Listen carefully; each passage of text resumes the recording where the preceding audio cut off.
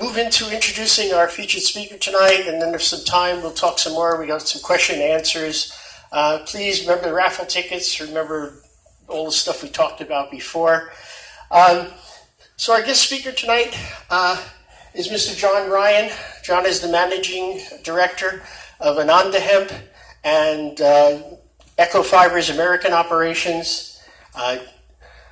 I met John. I got a phone call last year, just about right after Hemp History Week.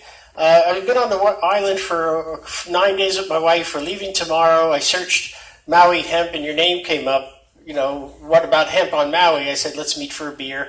And the hemp beer was still on tap. So John and I sat down. We had maybe an hour. But we've been on the phone constantly since then. Ananda Hemp has stepped forward as one of our sponsors this year in helping make all this happen. Their products and their potential. And John's expertise has really been great in kind of like pointing us in the right direction, which I said earlier is the other way.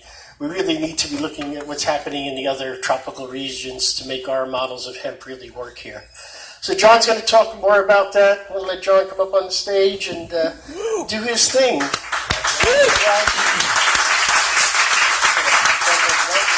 Thank you, Steve. And that is an absolutely true story. That was going to be my icebreaker. He stole it. But yeah, I cold called Steve when I was sitting on the beach looking for something to do, and I just got this universal message to just, you know what, see what's going on with hemp on Maui. And he was the first guy that popped up. So here I am now. But I want to say thank you, because I definitely consider this a blessing to be with you all tonight, and I really appreciate you having me and my team from Ananda here. And just God bless you guys and everything you do. And, you know, I just hope everything works out for hemp, and I'm actually very confident it will. And we'll get right into our presentation here momentarily. Perfecto. All right. So, yeah, as discussed, I'm the founder and director of Ananda Hemp, and I am the director of American Operations for Eco Fiber.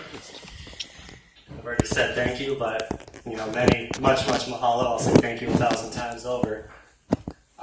So, you know, rudimentary, what is hemp? Hemp is genus Cannabis sativa L. Hemp is cannabis. So first thing I'm going to address here is there's often a lot of misnomenclature that hemp is hemp and cannabis is marijuana. They are all essentially the same plant. What classifies hemp as having less than 0.3% THC on a dry weighted basis? Okay, so essentially strains, cultivars, or extensions that serve a non-psychoactive utility. So they're often called industrial hemp or agricultural hemp. The fact of the matter is 90% of all the native land races of cannabis that are found on this planet actually meet this definition.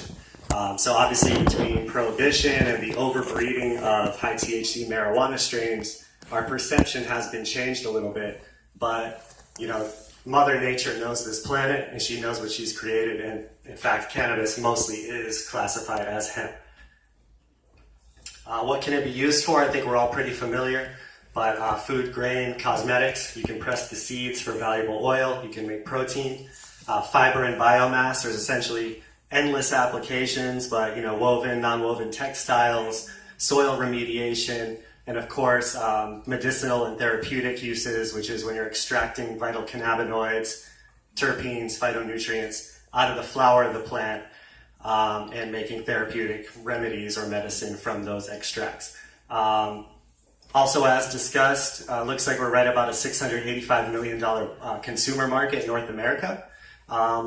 Due to the DEA, that's also not including a lot of kind of grayscale or kind of black market CBD, which is a huge industry now. So I personally value that probably closer to 800, possibly even 850 million. That is my personal opinion. So where is the current global production of hemp taking place right now? It's a multi-billion-dollar fiber industry in China. You know, really that's kind of outer Beijing into Mongolia, that kind of region of the planet. A lot of hemp production right now is in Eastern Europe, Czech Republic, Ukraine, into Russia, of course, Western Europe, Germany, the Netherlands, France. France is also a huge producer of hemp. Of course, our neighbors to the north are basically killing it in the food game right now, as shown by Manitoba Harvest. And this guy actually has personally something to do with that. But, you know, so the big question becomes, why is most of the production up in northern latitudes, and what are the implications? The truth of the matter is that northern latitudes it's not necessarily the best place to grow hemp. It's just because of laws and policies that those areas were able to get ahead in growing hemp. The real question becomes, where is the future production, global production of hemp going to take place? And that's most likely actually going to be more subtropical and tropical latitudes. Reason being, bigger access to bigger population, and frankly, better yields. You'll be able to grow a lot more grain, or a lot more fiber, or a lot more cannabinoid if you can move, down south. And that's actually the goal of Ecofiber, of course, in Australia. So that's one of our farms in Australia, which is quite beautiful. I love my second favorite place to go after Maui, of course, is New South Wales, or actually Queensland, Upper Queensland. So Ecofiber was started 17 years ago, and it basically owns the most diverse seed bank on the planet. We have 300 different cultivars and ascensions of hemp that have been gathered from nearly every single continent on the planet. These are the only certified subtropically acclimated cultivars in the world. We have a 45-ton seed surplus right now. So aside from everything we're doing in Australia, everything we're doing in Kentucky, we actually put in some seed in Uruguay as well. We have 45 tons of tropically acclimated seed just sitting around. So I guess just kind of a wink to everybody in the room. The other thing is, most companies in the hemp industry right now are just on one side of the industry. They either just do food, or they just do CBD, or somewhere in between.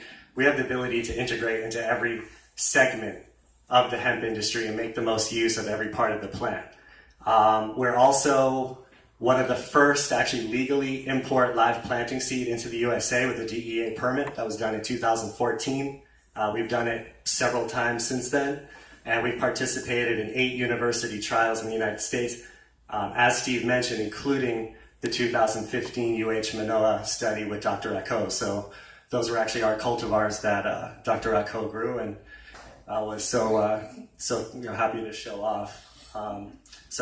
Obviously the Farm Bill changed everything. That was finally when we could import live seed into the country from Australia and attempt to get an industry started here. Why did we choose Kentucky? Well, they were really the first state to put the hemp regs together. They had a lot of powerful support in DC. The state acted quickly. They put regulations in place that enabled for the quick transport of seed and the quick licensing of farmers. And that was very insurmountably important to us. Back in 2014, when the bill first got passed, only universities were able to do it. Kentucky stepped forth and said, we're also going to license farmers to plant directly. And that's essentially what was needed for commercial production. Aside from that, Kentucky has great farmland, generational farmers, ready and willing. Obviously, again, key support from state officials in DC.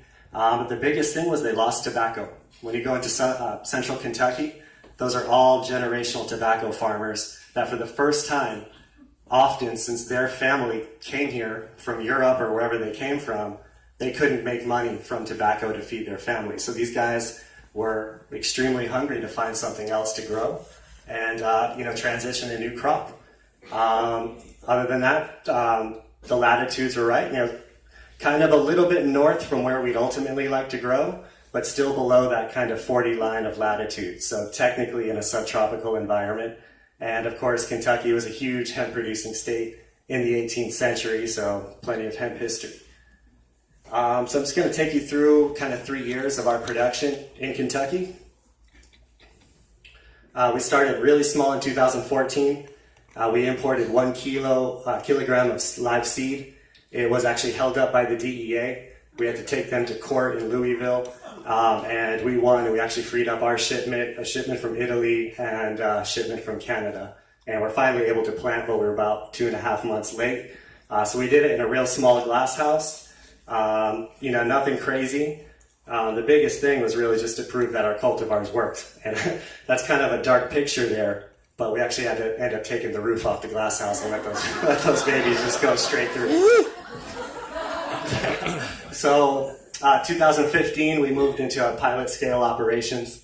We did about 100 acres, all contracted with eighth generation tobacco farmers. We imported 1 ton of seed that time, did about 75 acres of cannabinoid production, 10 acres of fiber as a trial, and 15 acres of grain. And then last year in 2016, we made a lot of